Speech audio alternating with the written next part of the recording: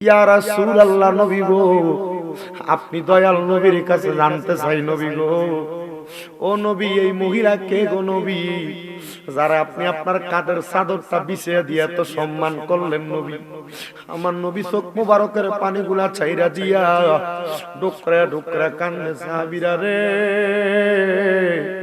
জন্মের আগে আমি বাবারে হারাইছি, জন্মের পরে আমি আমার মারে হারাইছি। সাহাবীরা, আমি নবী আমার মারে হারাইছি। হে সাহাবীরা, আমি নবীরে যে মহিলাটার বুকের দুগ্ধ পান করে করে বড় করছে, ইনি হইল সেই মহিলা, ওনার নাম হইল মা হালিমাতুস সাদিয়া। ইয়া রাসূলুল্লাহ, নবী গো, দুধ মারে এত সম্মান করলা, তাইলে আমরা যেই মা গর্ভে লইতে 10 মাস 10 দিন নবী গো, আমরা ওই মাটারে কতদিন কত সম্মান করতাম। নবী কই বেশি। নবী গো, কেন এই কথা বললেন? আমার নবী কয়, হে মা বাপ তোমার জান্নাত, মা বাপ তোমার জাহান্নাম। নবী বুঝলাম না। আমার নবী কয়, মা বাপ খুশি থাকলে জান্নাত পাইবা, হে মা বাপ বেদনা থাকলে জাহান্নাম পাইবা। এ যুবক ভাইরা রে, হে আমার কইলের আসাম পাড়ার মুরব্বীরা, এই মা বাপ খুশি থাকলে জান্নাত পাইবা কথাটা কিন্তু নবী কইছে, আবার মা বাপ বেদনা থাকলে জাহান্নাম পাইবা কথাটাও নবী কইছে। কিন্তু কেন রে, তুমি তোমার বউয়ের কথা শুইনা তোমার মা বাপরে ঘর থেকে বাইর কইরা দাও? কেন রে, তুমি ব্যবসা থেকে আসার পরে বউয়ের দুইটা কথা শোনার পরে মা বাবার লগে গরম হইয়া দাও?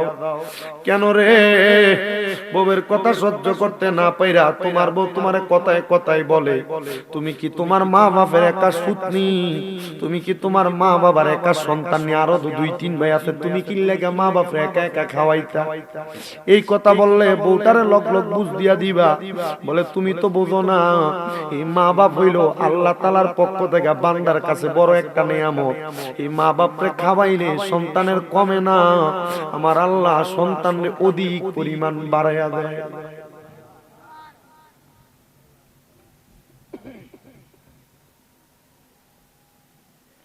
আজকে এমন সন্তান আছে যার মা নাই, এমন সন্তান আছে যার বাবা নাই। এই মুরব্বি কি লাগা কান্দে, একবার জিগাইলে দেখবা কইব, হুজুর ঘরের ভিতরে গেলে বউ দেখি, সন্তান দেখি, স্ত্রী দেখি, সবাই রে দেখি, আমার ভালো লাগে না। বলে কেন রে বাবা, কেন ভালো লাগে না? বলে হুজুর বাড়িতে গেলে মা বাপরে দেখলে শান্তি লাগবে। এখন আমরা মা বাপ হইতে বুড়া হইতে, আমরা মা বাপ দুনিয়াত নাই।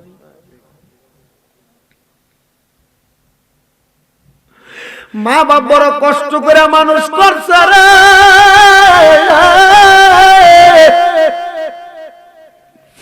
আগে এক বেলা ভাত না খাইলে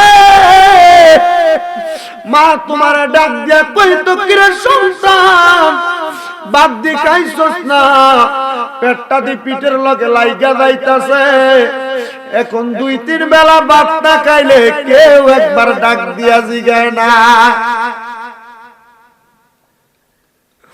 আগে বাড়িতে মা মুরগি লালন পালন করতো, মুরগি প্রথম ডিমটা পারলে তুমি পুতেরে খাওয়াইতো। কি গো মা, কেন খাওয়াইতেন? মা বলতো, পুতেরে নতুন মুরগির ডিমটা খাওয়াইছি, সন্তানের মাথার ব্রেনটা ভালো হইব, স্বাস্থ্যটা সুস্থ থাকবো। আইয়া তুমি সন্তানের কাছে লাখ লাখ টাকা, তোমার ব্যাংকে টাকা, ঘরের ড্রয়ারে টাকা, আলমারিতে টাকা, কিন্তু ওই মায়ের মুখে একটু খানা তুলে দিতে পারো না। দিবা কেমনে রে? কারণ তুমি তো তোমার মারে এলাকার বাসমুরার নিচে পুকুরের পারে অন্ধকার 3.5 হাত কবরে শোয়া দিছো। তোমার আব্বারা তুমি কেমনে জুদা করলা রে? ওই আব্বা ঈদের দিনে নতুন জামা কাপড় কিনছে না, পুরান লুঙ্গিটা পয়রা, পুরান জামা কাপড় পয়রা আব্বা ঈদের নামাজে গেছে, পুরান পাঞ্জাবিটারে আয়রন করাইছে 5 টাকা দিয়া। আব্বা নতুন একটা লুঙ্গি কিনছে না, তুমি সন্তানরে দামি দামি জামা কাপড় কিনা দিছে। জিগাইছো নি আব্বারে, আব্বা আপনি দি নতুন জামা কাপড় কিনেন না? আব্বা উত্তর দিত, তুই সন্তান পড়লে আমি বাবার পড়া হইয়া যায়, আমি আব্বার কি এখন আর পড়ার বয়স আসেনি? বিদেশ যাইয়া চাকরি করে মাসে মাসে 50-60 হাজার টাকা কামাই করছো রে। তুমি দেশে থাইকা ব্যবসা করে 15-20 হাজার টাকা কামাই করছো। এখন তোমার টাকা পয়সা কে খাইবো? ড্রয়ারে পড়া রইছে, তোমার টাকা পয়সা ব্যাংকে পড়া রইছে, তোমার কাছে টাকা আছে কিন্তু আব্বারে 500 টাকা দিয়ে কি একটু লুঙ্গি পরাইতে পারো না। আরে পরাইবা, আব্বা তো কবরে শুয়া রইছে। ওরে ভালোবাসি তোমায় বাবা, বুকটা যে যাইছি রে, তোমার কথা হৃদয় মাঝে পড়ছে বারে বারে। ভালোবাসি তোমায় বাবা, বুকটা যে যাইছি রে, তোমার কথা হৃদয় মাঝে পড়ছে বারে বারে। বাবা গো ও বাবা, বাবা গো ও বাবা।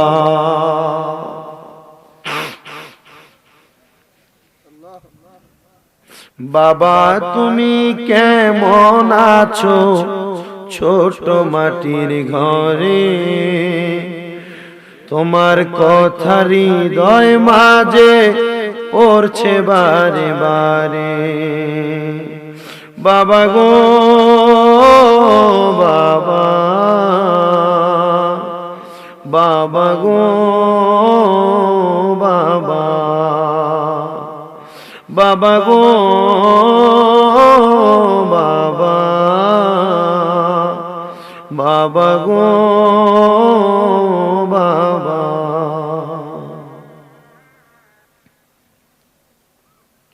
এ সন্তান যার মা নাই তারে জিজ্ঞাস করো, যার বাবা নাই তারে জিজ্ঞাস করো। এ সন্তান নিজে বলবে, আগে আমার মা বাবা বড় কষ্ট করে আপনারে খানা খাওয়াইছে, কিন্তু এখন আমার ঘরে কত মেহমান খানা খায়, কিন্তু আমি আমার মা বাবার মুখে এক লোকমা খানা তুলে দিতে পারি না। দিব কেমনে রে? ওই মা বাবা অন্ধকার কবরের মধ্যে শুয়ে রইছে।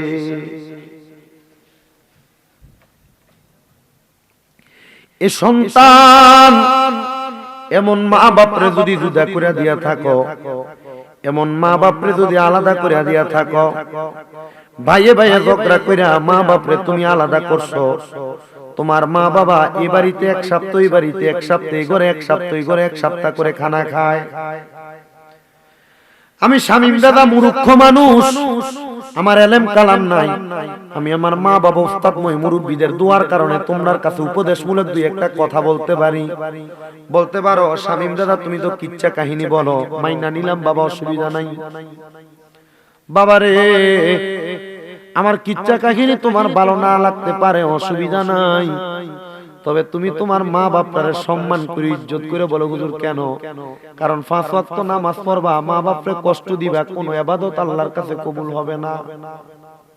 মক্কা মদিনা যে হজ করবা, মা বাপরে বাদ দিবা না, কোনো লাভ হবে না। বলে হুজুর আমার মা বাপ আমার কথা শুনেন, আমার বাইদারে বেশি সম্পদ দিছে, আমারে কম দিছে, কবুল। মা বাপ কম দিছে, বলে মা আপনি আমারে কম দিয়া শান্তি পাইছেন, তবে আপনি আমার ঘরে খাইবেন, অসুবিধা নাই। এই মা বাপ তোমারে সম্পদ কম দিতে পারে, যদিও তোমার কাছে মা বাপ থাকে, দেখবে এর চাইতে আরো হাজার হাজার গুণ সম্পদের বেশি মালিক তুমি হইবা।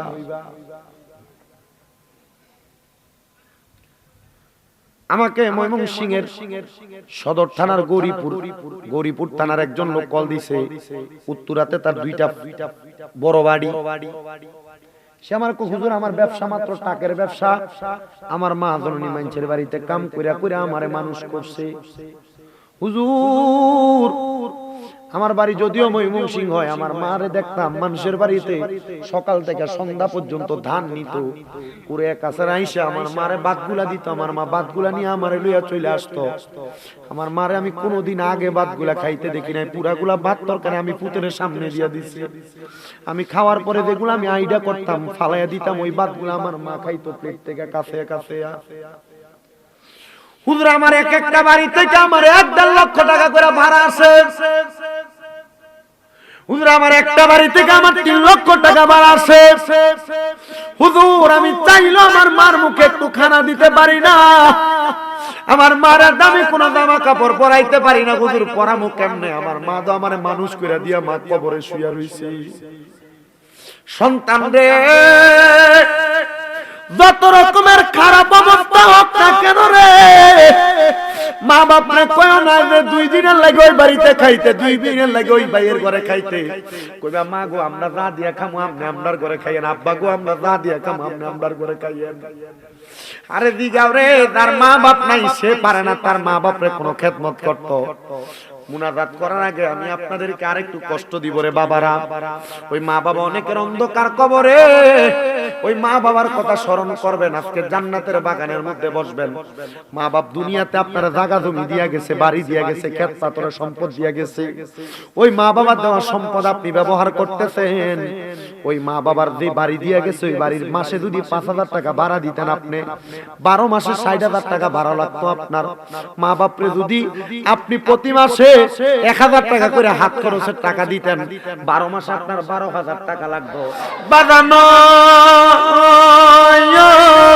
হে আমার পয়লা এলাকার ভাই বাবারা, বন্ধুরা, আসামপাড়া এলাকার বাবাদিরা, বন্ধুরা, পর্দার অন্তরালের আমার মা বোনেরা গো, মাইকের আওয়াজ যদি আপনাদের কানে যায় মনোযোগ দিয়া শুনবার বাবা। জবানের মালিক আমার আল্লাহ, আল্লাহর দেওয়া জবান দিয়া আমরা যদি আমার আল্লাহ তাআলার কোরআন থেকে তেলাওয়াত করি, আমার আল্লাহ কয় জগতের বান্দার দলেরা, এই দুনিয়ার জমিনে আল্লাহ তাআলার কোরআন তেলাওয়াত করার কারণে আমার আল্লাহ তাআলা, তোমরা বান্দা যখন কোরআন তেলাওয়াত করো, তোমরা বান্দাদের এক একটা হরফ তেলাওয়াতের বিনিময়ে আমার আল্লাহ তোমাদের আমলনামার মধ্যে 10টা করে নেকি দিবে। ইয়া রাসূলুল্লাহ, ইয়া হাবিবাল্লাহ, নবী গো 10টা নেকি দিবে। বুঝতে পারলা ওই নেকিগুলার ওজন কেমন হবে, নেকিগুলার বড়বড়তা কেমন হবে? আমার দয়াল নবী রহমাতুল লিল আলামিন নবী আমার ডাক দিয়া উম্মত রে,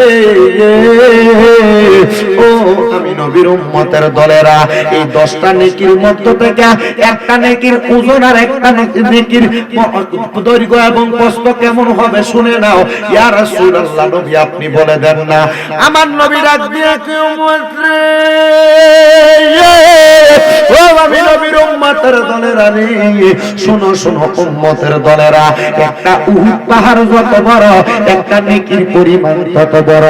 যদি একটা আলিফ বললে 10টা নেকি হয়ে যায়, উহুদ পাহাড়ের পরিমাণ যদি একটা নেকির ওজন আর বড় দৈর্ঘ্য প্রস্থ হয়, 10টা নেকির পরিমাণ 10টা উহুদ পাহাড়ের পরিমাণ। আসেন বাবারা, ওই উহুদ পরিমাণ সওয়াব পাওয়ার জন্য আমরা আল্লাহ তাআলার কোরআন তেলাওয়াত করব। কষ্ট হবে, কষ্ট হবে। ওরে আমরা দমে ডাকি মাবুদ মাওলা রে, একবার দেখা দিবেন আল্লাহ কাল হাসরেতে। আমরা দমে ডাকি মাবুদ মাওলা রে, একবার দেখা দিবেন আমরা হাসর ময়দানে। আইলে পাইলে আপনার দিদার যুগল, পাইলে আপনার পাইলে আপনার দিদার যুগল, দল হব দুই কুলে। আপনার মনে চাই গো মাওলা দেখতে আপনারে মাবুদ, আমরার মনে চাই গো মাওলা আপনায় দেখিতে। আরে দেখতে চাইল আদম নবীজি, আরে আরাফার ময়দানেতে দিলেন গো ফেলে। আবার দোয়া কবুল করলেন আল্লাহ, দোয়া কবুল কর নূরে নবীজির খাতিরে। একবার দেখা দিবেন মাওলা কাল হাসরেতে, বলেন একবার দেখা দিবেন মাওলা। দেখতে চাইলো মুসা নবীজি, গেলেন তিনি ওই জায়গায়, আরে তুর পাহাড়ে চলে, হায়রে দেখতে চাইলো মুসা নবীজি, চইলা গেলেন মোহাব্বতে তুর পাহাড়ে তিনি, হায়রে খোদার নূরে পাহাড় জ্বলে, খোদা মুসা নবী বলে না একবার দেখা দেন গো মাওলা আম হাসরের ময়দানে, মাওলা একবার দেখা দিবেন মাওলা হাসরের ময়দানে। আরে মানুষ করবে নফসি গো নফসি, নবী আমার বলবে সে তাই ইয়া উম্মতি, ঠিক কি না? ওরে মানুষ করবে নফসি গো নফসি, নবী আবার বলবে সে তাই ইয়া উম্মতি। আরে সাতায় দেখা দিবেন আপনি, সাতায় শুরুতে দয়াল নবীর একবার দেখা দিবেন নাম্বার হাসরে ময়দানে, মাওলা গো একবার দেখা দিবেন নাম্বার হাসরে ময়দানে। বাজানো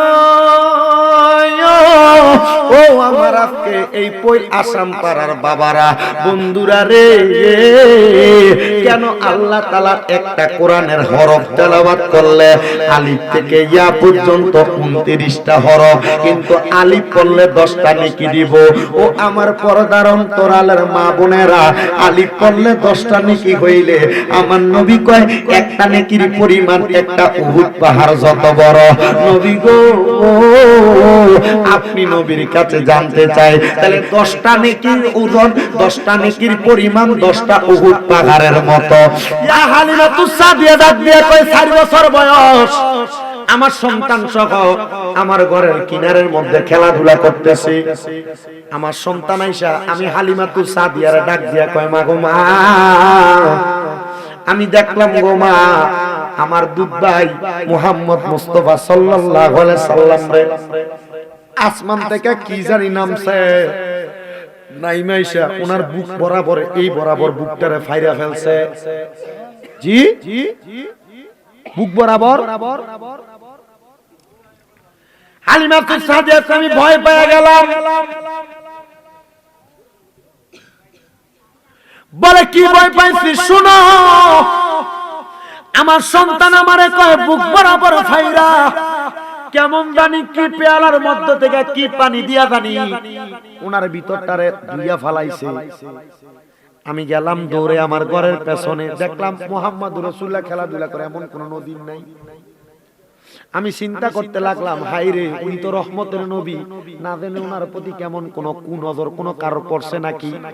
আমি ওনারে কাছে আনলাম। ওই দিন রাত্রবেলা যখন আমি ঘুমাইলাম আমি চিন্তা করতে লাগলাম হাই রে আমার সন্তানের এমন অবস্থা একজন দেখছে। আমি চিন্তাগ্রস্ত হতাশাগ্রস্ত। আপনি মনে করেন না আপনার মা বাবা আপনি কাজে কর্ম থাকলে ভালো থাকে না, আপনার মা বাবা টেনশন করে আপনার জন্য। যদি আপনি দূরে থাকেন, আপনি দূরে থাকেন, মা বাবা প্রকাশ করে না। আর আপনার বউরে দেখবেন মোবাইলে কত সুন্দর করে, জানগো তোমার বড় মিস করি, কিন্তু এটা মিথ্যা কথা। কথা কই না রে?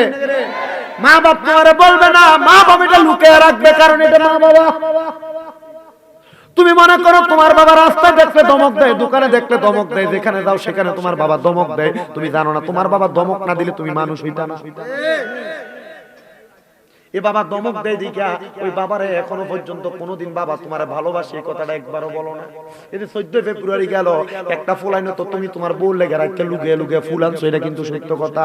কিন্তু তুমি তোমার মার একটাবার একটা ফুল আই না আই লাভ ইউ শব্দটা কইছো না, মা তোমার ভালোবাসি শব্দটা কও নাই। কি বলো বেটা, কেন বলবা না? কারণ পৃথিবীতে ভালোবাসা দিবস নামক কোনো শব্দ আর দিন থাকতে পারে না।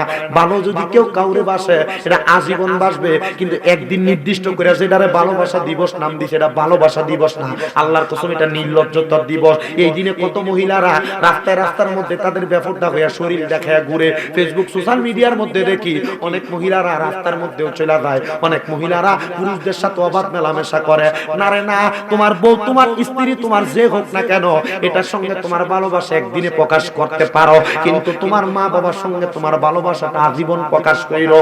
বাজানো মা বাবা তো সন্তানকে বড় ভালোবাসে। হালিমাতু সাদিয়ার ওই রাত্র বেলা ঘুমায় না, কিন্তু যদিও না ঘুম আসে, শরীর ক্লান্ত হইলে জিম কিচ্ছা গেলে দেখবেন নিজে নিজে ঘুম চলে আসে।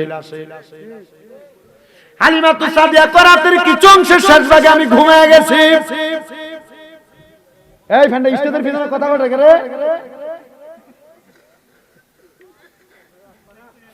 উনি আমি ঘুমিয়ে গেছি। আল্লাহর কসম আমি একটা গায়েবী আওয়াজ শুনছি রে, কে জানি আমার আইসা রাত দিয়া কয় হালিমা চিন্তা করো না, চিন্তা করো না, তোমার দুধের সন্তান, যেই সন্তানরে তুমি দুধ খাওয়াও, ওই সন্তানরে সিনা তারা ফাড়া হইছে, সিনা তারা দোয়া হইছে। কেন হইছে শোনো রে, উনি তো রহমাতুল লিল আলামিন নবী, ওনার সিনা তারা ফাইরা আমার আল্লাহ সাফ করছে, পরিষ্কার করছে। আমার আল্লাহ তাআলা এই নবীর ভিতরে কোনো ভয় দিছে না, আতঙ্ক দিছে না। বলে কেন গো?